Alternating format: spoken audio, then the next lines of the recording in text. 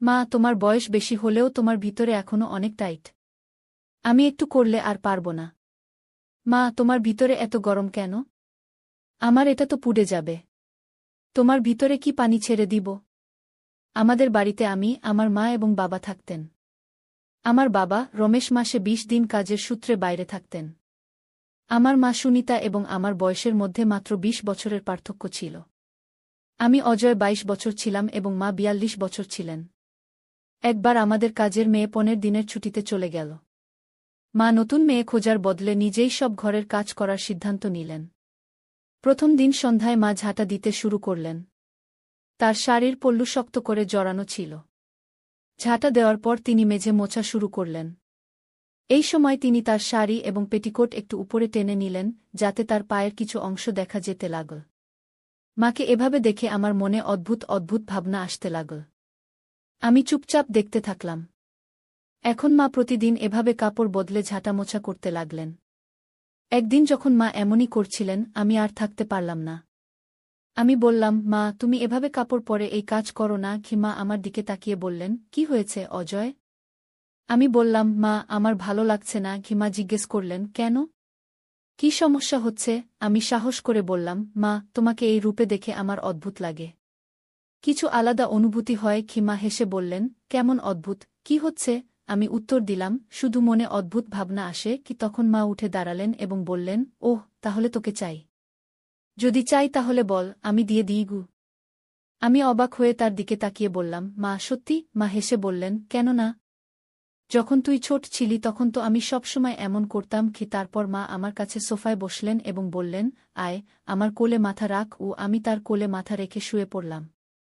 মা ধীরে ধীরে জিজ্ঞেস করলেন, ভালো লাগছে? আমি মাথা নেড়ে হ্যাঁ বললাম। মা স্নেহে বললেন, তুমি যতক্ষণ চাস থাক। আমিও ভালো লাগছে। কত বছর পর কেউ আমার এত কাছে এল। তারপর মা পিঠ ঠেকালেন এবং চোখ বন্ধ করলেন। কিছুক্ষণ পর আমি জিজ্ঞেস করলাম, মা, তোমার ভালো লাগছে তো? মা আমার মাথা সোফার শার্টের দিকে রাখতে করতে বললেন, আর কত ভালো লাগছে।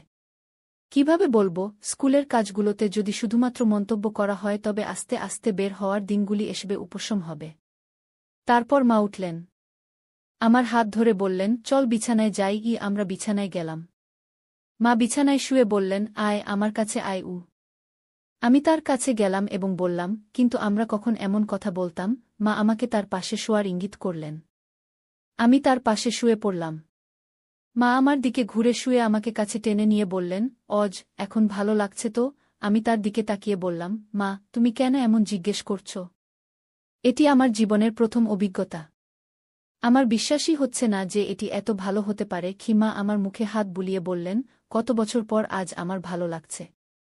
তুমি আমাকে অনেক খুশি দিয়েছ, যেন কেউ আমাকে তাজা করে দিয়েছে। তুমি কি সবসময় আমার সাথে এমনই থাকবি? আমি বললাম, মা, তোমার খুশির জন্য আমি কিছুই করতে পারি। মা আমাকে অনেকবার জড়িয়ে ধরে বললেন, আমার অজয় কত ভালো। এখন আমরা সবসময় এমনই থাকব।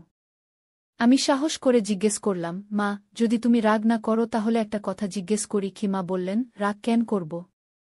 জিজ্ঞেস কর, আমার রাজা। আমি বললাম, মা, বাবা কি তোমার সাথে থাকেন না? তোমাদের দুজনের কথা হয় না? মা গভীর শ্বাস নিয়ে বললেন, গত কয়েক বছর ধরে আমাদের খুব কম কথা হয়। ৩-৪ মাসে কখনো কখনো দেখা হয় এবং যখন দেখা হয় তিনি তাড়াতাড়ি ঘুমিয়ে পড়েন। আমি মায়ের কোলে মুখ লুকিয়ে চুপ হয়ে গেলাম। মা বললেন, তুমি কি শুধু এমনই বলছ? আমি বললাম, না। আমি জানতে চেয়েছিলাম যে তার কি ভালো লাগে। মা আমার সামনে এলেন এবং আমার গালে হালকা চাপড় মেরে বললেন, হ্যাঁ, কার ভালো লাগবে না?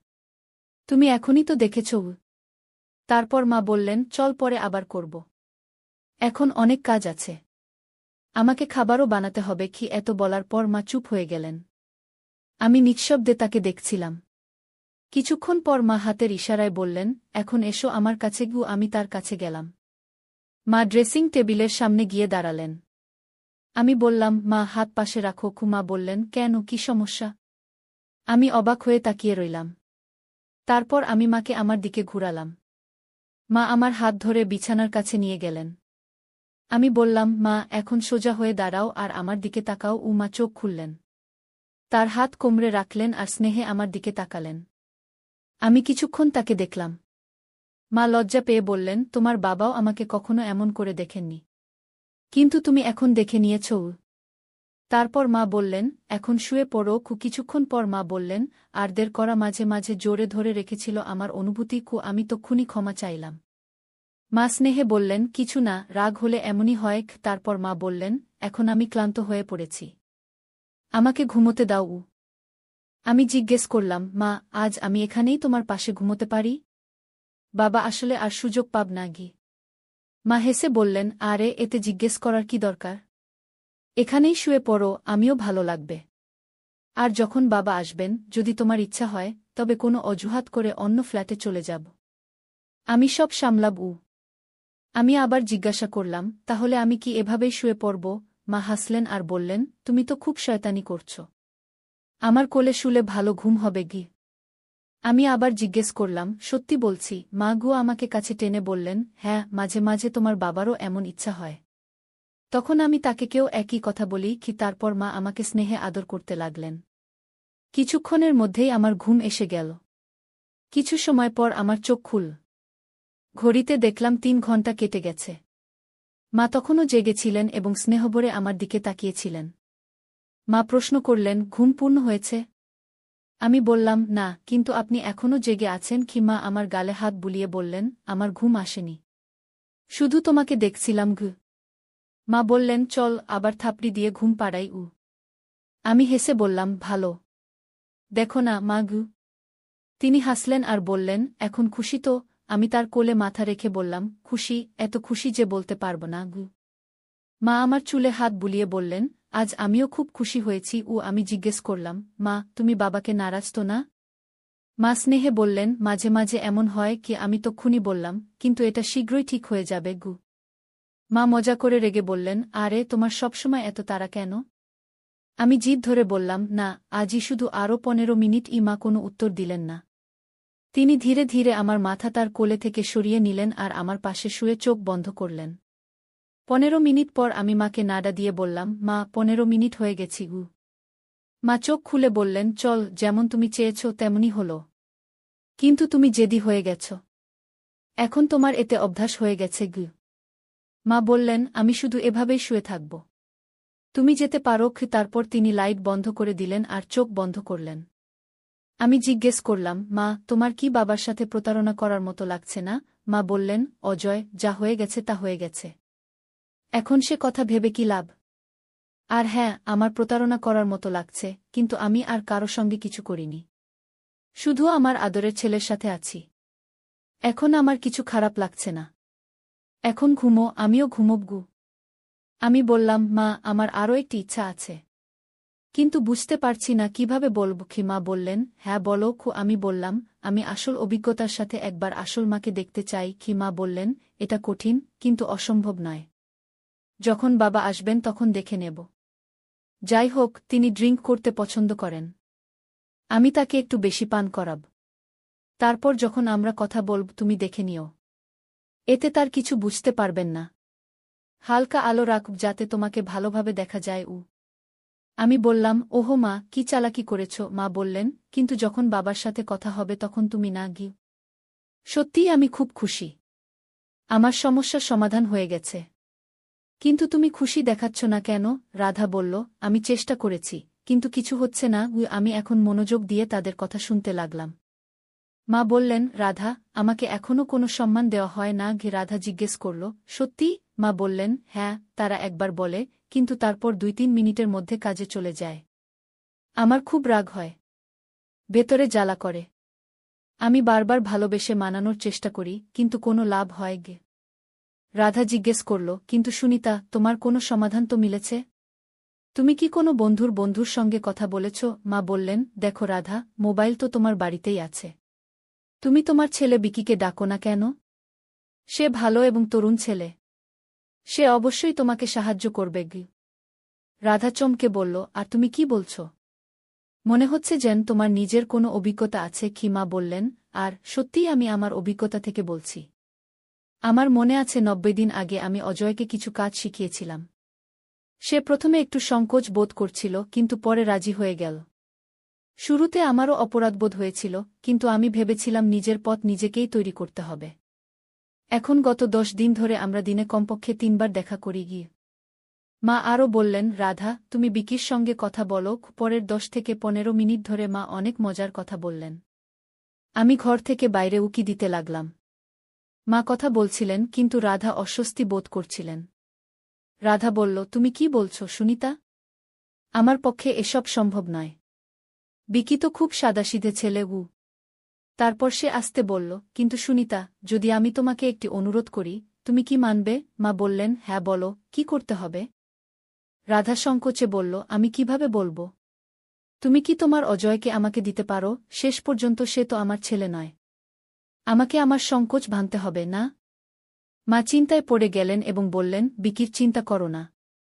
প্রথমে আমি অজয়কে জিজ্ঞেস করব। সে না বলবে না। তারও অভ্যাস হয়ে গেছে। রাধা বলল, আর শুধু ভাবলেই আমার হৃদয় দ্রুত স্পন্দিত হচ্ছে।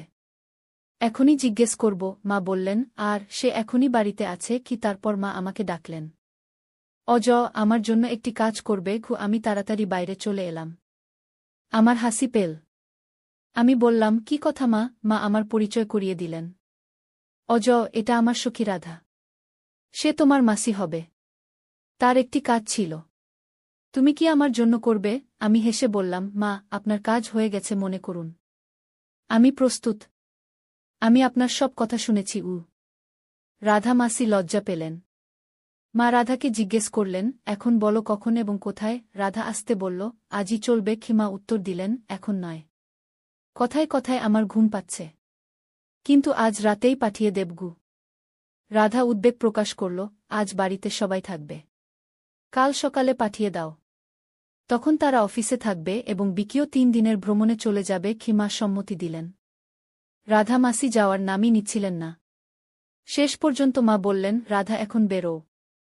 কাল অজয় তোমার কাছে চলে আসবে। রাধা চলে গেলেন। তিনি যাওয়ার পর মা আমাকে নিয়ে মজা করলেন। অজয় রাধা মাসির সঙ্গে দেখা করার পর আমাকে ভুলে যাবে না তো? আমি মায়ের কাছে গিয়ে বললাম, তোমাকে ভুলে যাওয়া কিভাবে সম্ভব? তুমি আমার প্রথম পছন্দ। মা জিজ্ঞেস করলেন, চা খাবে? আমি হ্যাঁ বললাম। মা চা বানাতে চলে গেলেন। চা খাওয়ার সময় আমি জিজ্ঞেস করলাম, মা, রাধা মাসি তোমার থেকে বড় না? তার চুল সাদা হয়ে যাচ্ছে। মা বললেন, বেশি নয়, মাত্র 2-3 বছর বড় হবে। আমি বললাম, কাল যখন তার সঙ্গে দেখা করব সে বৃদ্ধ দেখাবে। মা বললেন, বয়স বেশি হলে কি? সে তার স্বাস্থ্য ভালো রেখেছে। তুমি হ্যাঁ করে দিয়েছ। এখন দেখো, যদি পছন্দ না হয় তবে আবার যেও না। আমরা কথা বলছিলাম, এমন সময় মায়ের ফোন বেজে উঠল। রাধার ফোন ছিল। রাধা বললেন, এখনই আসবে কি অজয়? মা স্পিকারে হাত রেখে আমাকে জিজ্ঞেস করলেন। রাধা জিজ্ঞেস করছে, এখনই আসবে? আমরা তো এখনই কথা বললাম। আমি হেসে বললাম, আমার কোনো সমস্যা নেই। কিন্তু চাচা এবং বিকি? রাধা বললেন, চাচা হঠাৎ ভ্রমণে চলে গেছেন এবং বিকি তার বন্ধুর বাড়িতে রয়ে গেছে। আমি বললাম, ঠিক আছে মা, বলে দাও আমি 15 মিনিটে পৌঁছে যাচ্ছি। মা ফোনে বললেন, তার কোনো সমস্যা নেই। আমি তাকে এখনই পাঠাচ্ছি। সে 15 মিনিটে পৌঁছে যাবে। তুমি প্রস্তুত থাকো। আমি তাড়াতাড়ি চা শেষ করলাম। ফ্রেশ হলাম। কাপড় বদলালাম এবং বেরিয়ে পড়লাম। আমি রাধা মাসির বাড়িতে 12 মিনিটে পৌঁছে গেলাম। বাইক পার্ক করছিলাম, এমন সময় দেখলাম মাসি বারান্দায় দাঁড়িয়ে আছেন। আমি লিফটে করে উপরে গেলাম। মাসি আগে থেকেই দরজা খুলে রেখেছিলেন। তিনি হলের সোফায় বসেছিলেন। তিনি কটনের ঢিলা টি-শার্ট এবং পায়জামা পরেছিলেন। তিনি বিশেষ ভালো দেখাচ্ছিলেন না। আমি তার কাছে গেলাম। মাসি বললেন, আরও দরজা তো বন্ধ করো। আমি দরজা বন্ধ করে বললাম, বলো, প্রস্তুত তো? মাসি লজ্জিত হয়ে বললেন, তাই তো ডেকেছি। তিনি আমার হাত ধরে কাছে টেনে নিলেন। দৃষ্টি এড়িয়ে বললেন, তুমি আর সুনিতা সত্যি? আমি হেসে বললাম, আপনাদের সব বলার সময় মায়ের প্রয়োজন অনুভব হয়েছিল, তাই আমাকে ডেকেছে। মাসি বললেন, তাহলে এখন আমরা? আমি বললাম, আমি আপনার সব কথা শুনছিলাম। এখন বেশি দেরি করো না। আমাকেও আবার যেতে হবে। 45 মিনিট পরে রাধা মাসি বললেন, আজকের জন্য অনেক অনেক ধন্যবাদ অজয়।